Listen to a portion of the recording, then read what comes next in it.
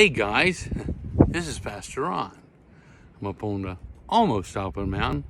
About 25 foot to go. We'll be on the tippy top. Listen, I wanted to remind you of one of my favorite stories of all times. And I had read about it quite a few years ago. It was talking about an old farmer who he had a well, out there, and he'd been meaning to bury that thing, because he didn't use it no more. And he had an old dog.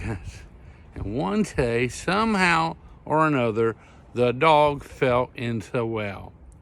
So he decided, there's an old dog, and there's a deep, deep well. And he said, you know what, it's time for me just to fill that well up so nobody falls in it.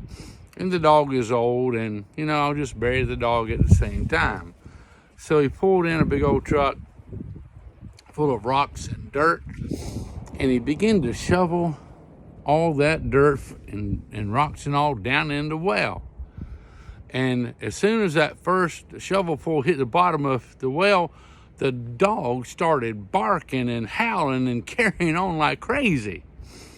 And another few shovelfuls, and the dog continued the same thing down there in the bottom of the well. But then as time progressed, the old farmer would throw a shovel full of dirt and rocks down in there, and the dog just would shake it off and step up on it. And the farmer continued to fill in the well and bury the dog, he thought.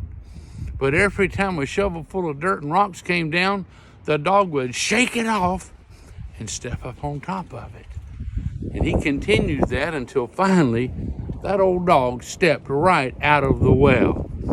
And sometimes the things that seemed intent on burying you can actually be your deliverance.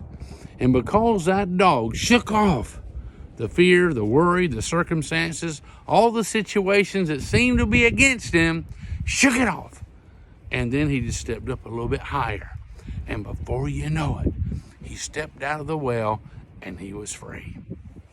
Are there some things that you ought to shake off and just put them under your feet and step up on top of it?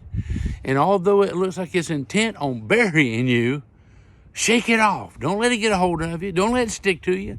Shake it off and step up on top of it, and you'll find you're heading toward victory. Hey, God bless you. This is Pastor Ron.